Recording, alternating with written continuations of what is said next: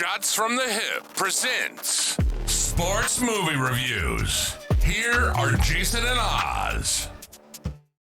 We didn't even go anywhere. Tell the fine folks what movie we are checking out this week. So this week we are watching the film Mystery Alaska. This is a 1999. It is described as an American sports comedy drama. I'm not sure that there's a lot of comedy in this film. Maybe they tried. But but I don't know. Certainly not. This was certainly not an out and out comedy. The director on this film is Jay Roach, who did the Mike Myers James Bond parody films, the Austin Powers films. I just saw that. Yeah. He's mostly known for that. And so, if you're expecting, Mike Myers doing 70s retro stuff, you're going to be disappointed. This is not this outrageous, outlandish comedy of those films. What it is instead is about a fictional small town in Alaska by the name of Mystery. I don't know. They kind of left something on the floor not explaining that name. It's a surprisingly star-studded film. Among the cast are Russell Crowe, pretty young Russell Crowe, Hank Azaria, and Burt Reynolds. and a bit of a strange bit of casting. I don't know. It was a little bit. It might have been a bridge too far to see Burt Reynolds as a hockey coach. I'm not sure I really believe that, but kind of a lighthearted movie with, and this is not a spoiler, this goes down in the first 15-20 minutes of the movie. Okay, now correct me if I'm wrong, because I was a little bit shaky on this. Okay, so up there in Mystery, which is a town of indeterminate size. Sometimes it seems to be a very small town, and sometimes it seems to be fairly big sized. So it's a little bit, up in the air about that.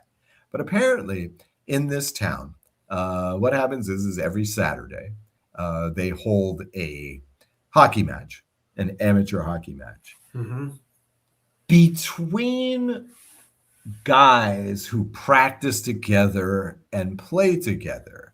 I think that they choose the teams every week.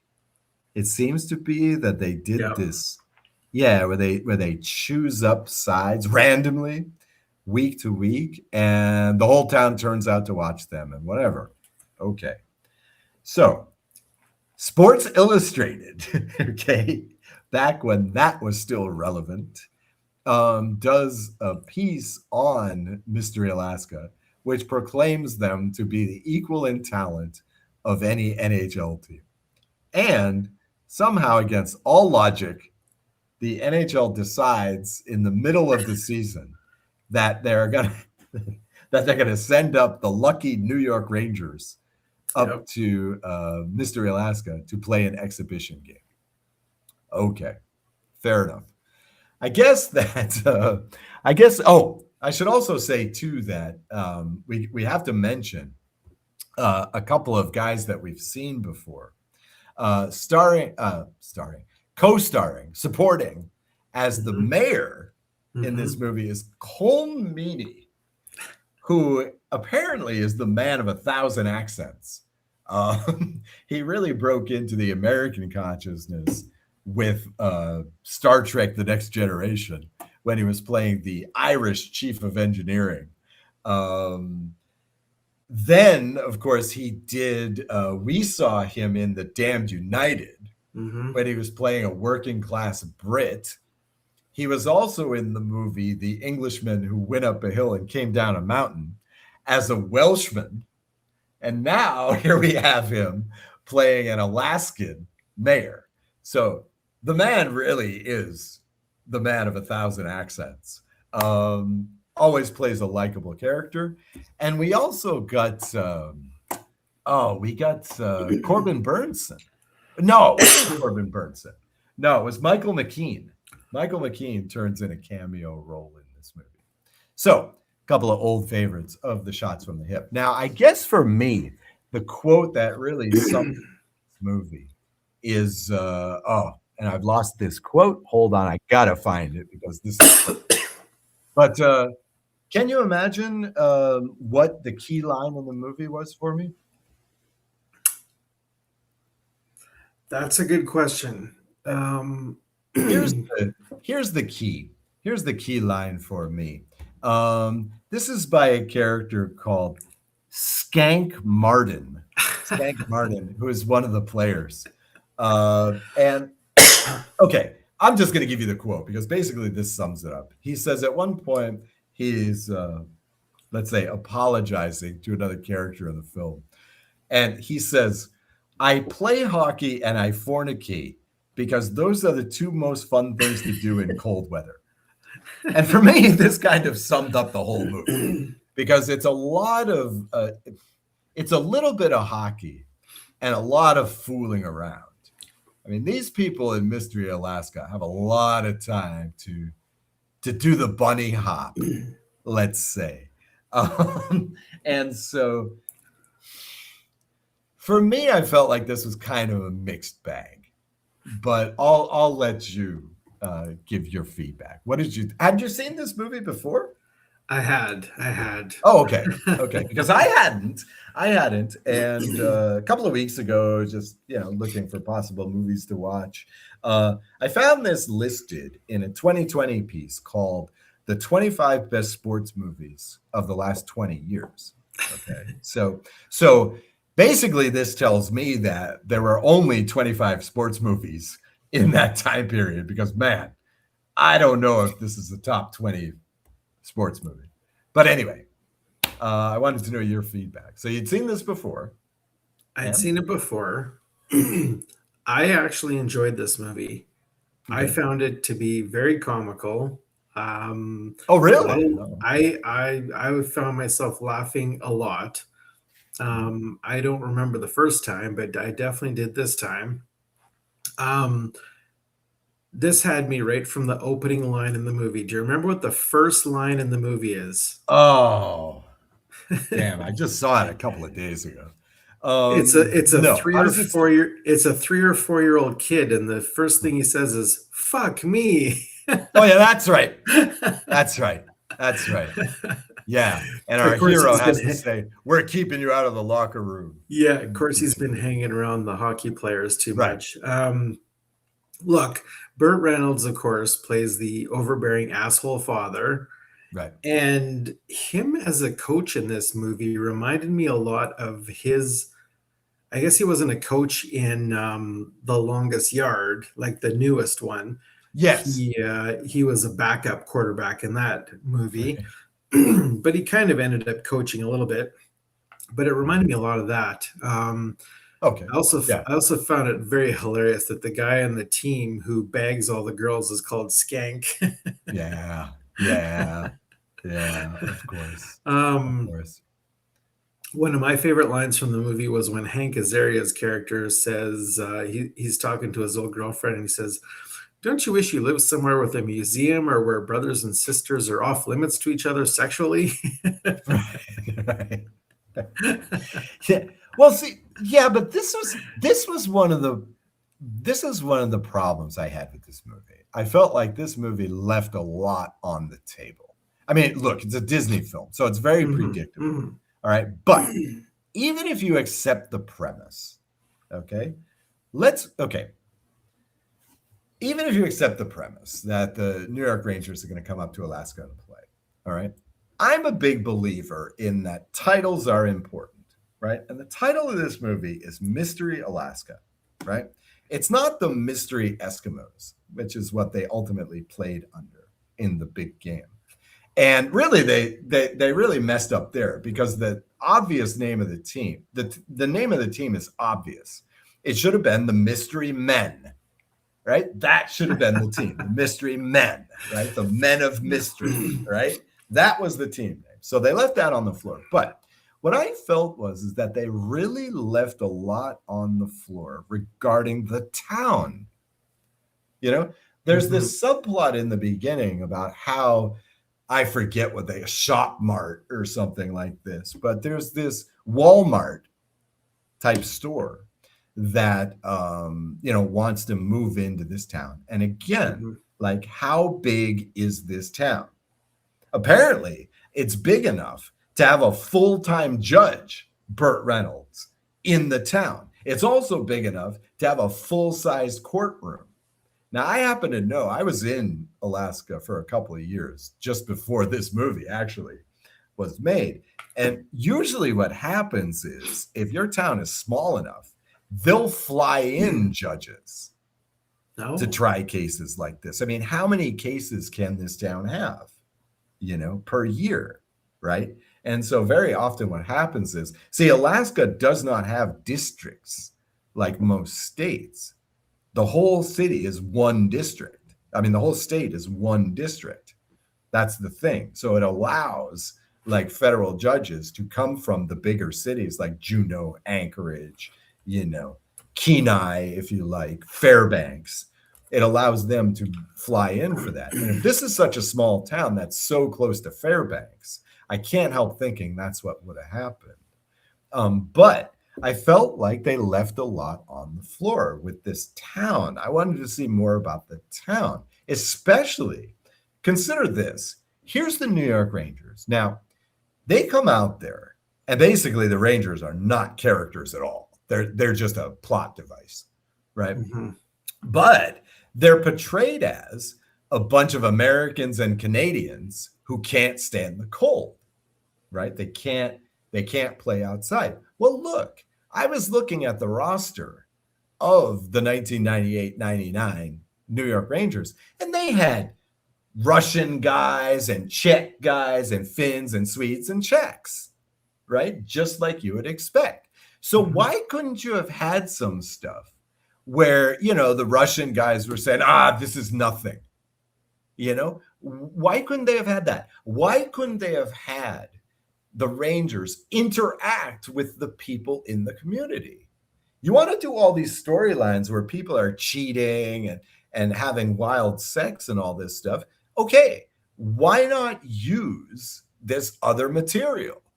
You really could have gotten a lot out of, the Rangers, the pro athletes in this town. In fact, do you know who was the leader in assists for that New York Rangers team?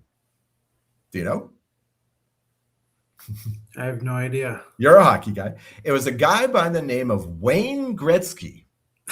Oh, wow. Now, I'm not suggesting that you should have had Wayne Gretzky in this movie, but you certainly could have had an equivalent, right? Just imagine, just throw in like some grizzled 37-year-old guy. Maybe he's from Mystery Alaska, right? You could have had that whole, they just left all this stuff on the table. We get the town, right? We get stuff on the town.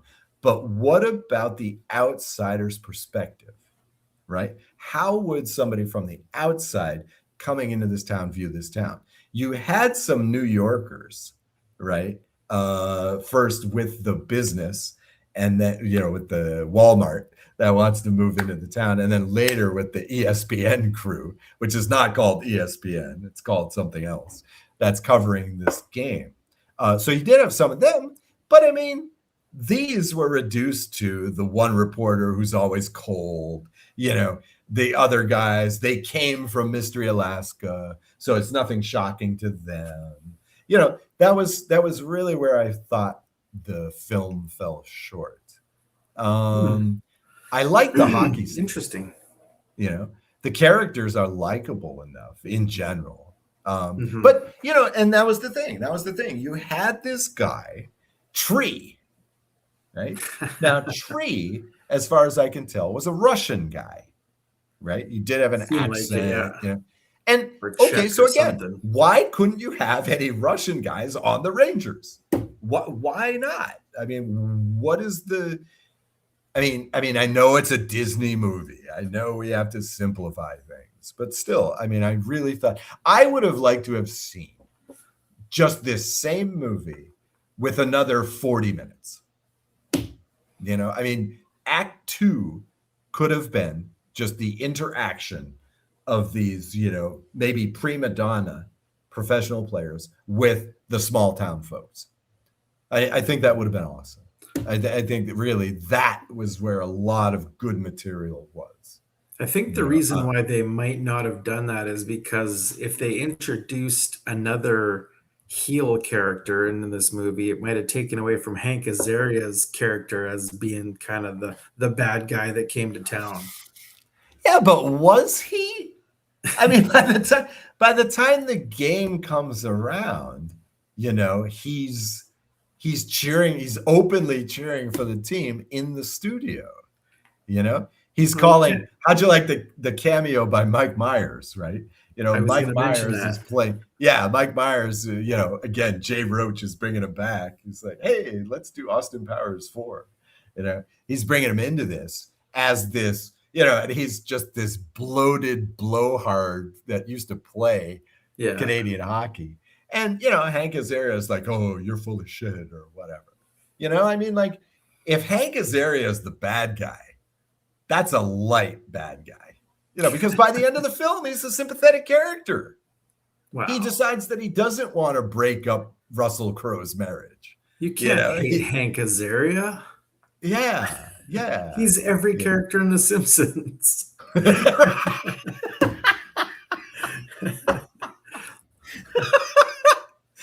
Right. Exactly. I mean, that would have been great if he had just done this like Mo. Right. He should have just played the character, but then Mo the bartender by voice. You know, in the end, I mean, okay, this is a typical Disney film. I mean, things happen way too fast. I mean, I won't give too many spoilers, but there is one bit where one of the characters dies. Okay. Now, somehow, he dies in New York, but somehow they fly his body back to Alaska, manage to hold an entire funeral in like 2 days. And by the way, at the same time, there's also a court decision that somehow gets to court within like 3 days and is decided within 3 days after that. Now, come on. American justice system does not work this quickly. I am sorry. And it's not a situation where it's arbitration, because that thing you can throw together in about 48 hours, from what I understand. You know, that's easy to do. But they were playing this like, you know, traditional courtroom scene. I mean, you expect Matthew McConaughey to come out there and start playing a Southern lawyer. You know, I mean, it looked like that. And, you know, we're supposed to believe that all this happens within a week. You know, we're also supposed to believe that the NHL like reads an article in Sports Illustrated and decides to halt the NHL schedule and ship up a major market team. You know, I mean, like it's a Disney film, so you have to accept this kind of stuff. But still, I think they could have given us more. How did you feel about the hockey scene, which takes up much of the last 20 minutes of the film? How did you feel about the actual hockey? I thought it looked pretty good, but you know, I don't know anything. It did look pretty good. I like the hockey scenes, and I'm really curious to know if any of the actual actors in the movie participated in any of the scenes. And to what level and to what extent. Well, certainly not Russell Crowe. I mean, you know, it was a situation like Tom Berenger in Major League, right? Where you'd see him get into position, but you didn't actually see him do anything. I mean, they do make a point in the movie of saying he is the slowest skater on the ice. Right. Which is probably true. Good cover. No, this movie had a who's who of cameos. Barry Melrose was in there, who of course is a NHL player and coach, ex-NHL player and coach. Phil Esposito. Little Richard sang the national anthem. That was actually a good bit. That was actually good. I did like the Little Richard stuff. Yeah. That was Why are they singing the Canadian national anthem? But yeah, exactly. Well, I mean, again, that was the thing. Imagine if they had given you the international team, right? Because then you could have drawn this out. You could have had the Swedish national anthem and the Czech national anthem. That would have been hilarious. But then the strategy doesn't work so well, right? Because then, you got a bunch of Russian guys. Hell yes, I've played outside in minus 10 degrees. This is child's play. So that strategy wouldn't have worked out as well. But I thought that was really a brilliant twist, if you believe the premise. Now, again, I'm not sure. A lot of these guys are coming from Canada. A lot of these guys have played outside before in very freaking cold weather. So it was a funny bit, but again, I'm not sure that I believed it. Now, I don't know. I should. Yeah, sorry, go ahead. Oh, okay. I should say this as well. Okay. How predictable was that match? How predictable was that? As soon as you saw what happened in the second period, I knew exactly what the final score was going to be, and I knew exactly what was going to happen. So a little bit of predictability here. But again, this is Disney. So yeah, there's going to be some predictability. You're supposed to walk out of the theater, feeling good. It's a feel-good movie. I just wanted a little more depth. So I would put it in the mid-range. I don't want to be the bad guy and give it a thumbs down, but let's say, it's the thumbs sideways. Right, it's before the emperor says thumbs down, right? So now I don't know why, but for some reason I thought this movie was a based on true events movie, but apparently not. Nah, only the general obsession for hockey in Alaska. And the truth is, a lot of sport in Alaska ends up being regional like this. It's a little bit hard to believe about, drawing the teams every week. But this sort of thing happens. For example, the first organized football game in Alaska was between members of the Inuit tribe in, I forget the name of the town. But yes, this was the first recorded game. The biggest game of the year now is between University of Alaska Anchorage, and University of Alaska Fairbanks. Well, until very recently, these were not regular teams, right? These were, you sign up, you go to University of Anchorage, you sign up to play in this one game, right? So there's a lot of this kind of thing in Alaska. The so-called Ice Bowl began in like 1949. I think it was 49 to 52, if I recall correctly. And this was an annual game held between University of Alaska Anchorage and the local military base. And again, it was the same situation. We play once a year. You sign up to play this one game. Same thing with the base guys. Same thing with the guys on the base. They were doing the same thing. They played one game a year. This was the game, the Ice Bowl game. So this kind of thing happens a lot in Alaska. A lot of the play there is still regional. I remember when I was up there in the 90s, there was actually this really wild professional baseball league, right? So, sort of a minor league, but unaffiliated teams. And the teams were from Alaska, Hawaii, and Japan, right? Wow. So, yeah, pretty wild league. But like nobody in the lower 48, as they call it, knew about this, because it's so regionalized. This is the thing. In the World Football League, you had the Hawaiians, right? This was a team based in Honolulu. In arena leagues, you had teams in Anchorage and Fairbanks, right? And, that's no longer a regional team. They're playing against everybody. But what killed it? The travel. The travel just killed these teams. It wasn't about fandom. It wasn't even about getting quality players. I mean, Jesus, who doesn't want to play in Hawaii? It wasn't about that. It was just about the travel. The travel is so freaking far. And so, in some respects, Hawaii, but definitely Alaska, they do a lot of these regional sports things because they have to. So this part of the movie is true to life. And the general obsession with hockey in Alaska is true. I don't know if there's actually a town where people skate around, to go to the store, to go to work. I don't know if such a town actually exists. But a lot of the mentality, a lot of the feeling is, I think, true to life. I don't know. Russell Crowe in particular, but Alaskans do not speak with this pseudo-Canadian accent, I must say. There's a little bit distracting. Russell Crowe, sometimes he spoke like a Canadian, sometimes he spoke like an American.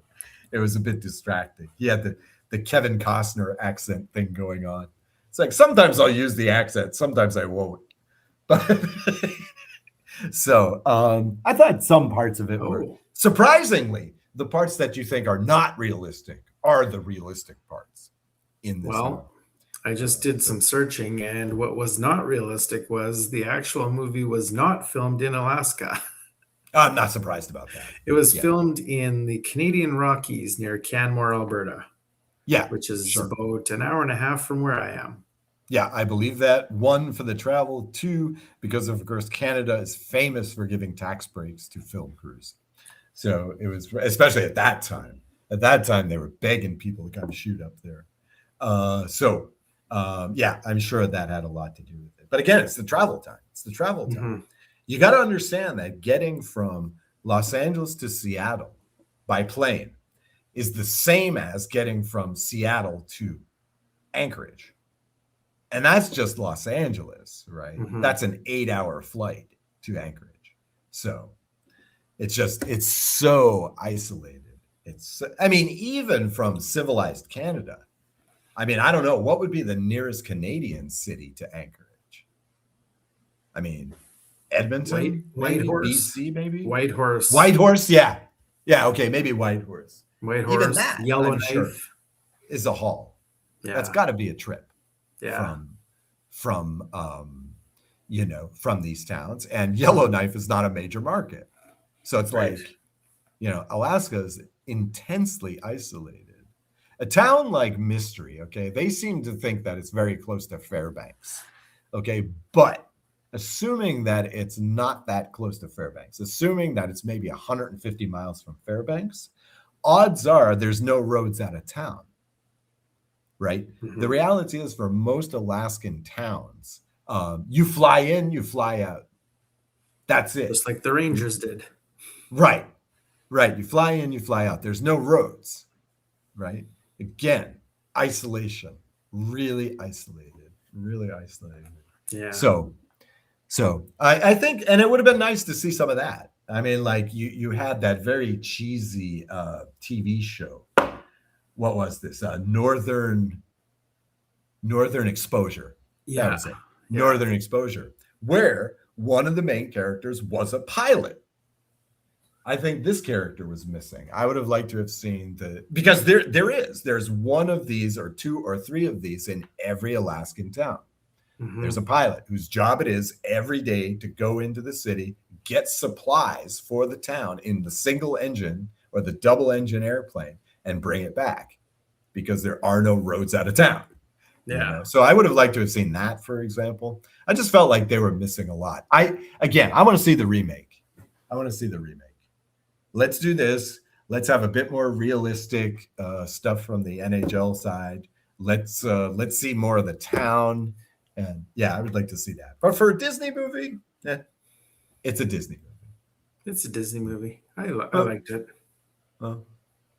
It's worth a look. It's certainly not. You're not going to regret the time. But there's a better movie here somewhere.